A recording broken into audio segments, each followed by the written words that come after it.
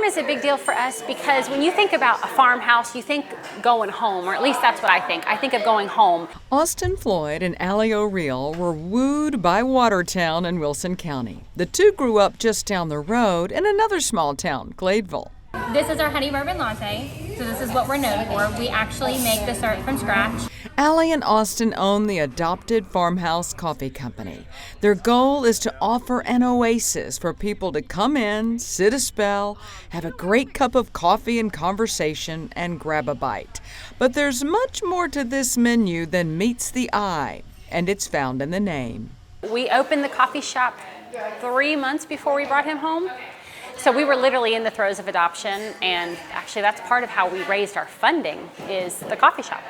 We played a really big role, the business itself played a big role in helping her in getting the funds to bring him home. They were on a time crunch, and the business was just a huge blessing for her, and so we wanted to do that for other families. Austin and her husband were adopting Alex from China. So several times a year, there will be designated donation days, where a portion of the proceeds go to help other families hoping to give a forever home to a child in need. So I'm making the Watertown Club.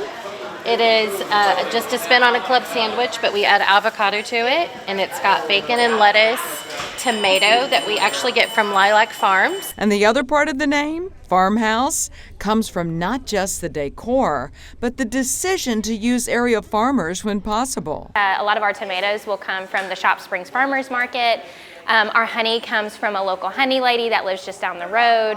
We have all kinds of, we have local bread that comes from a dear friend that's just down the road. So we use a lot of, because we want to help support the farmers and the people who live here in town. Several people in town that'll even bring us their fresh blueberries and blackberries, and so we'll do fresh baked goods that have those fresh local berries in them. Farm fresh tomato makes all the difference in the world.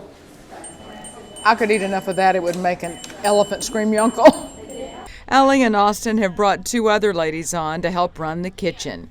Kim does the savory and Heather does desserts, all working together to bring this little slice of heaven to the square in Watertown. When people leave, we want them to have experienced the heart of who Watertown is and that peace that we hope resides in this building, that they can come back and experience that another time. In Watertown, I'm Tammy Arender for News Channel 5.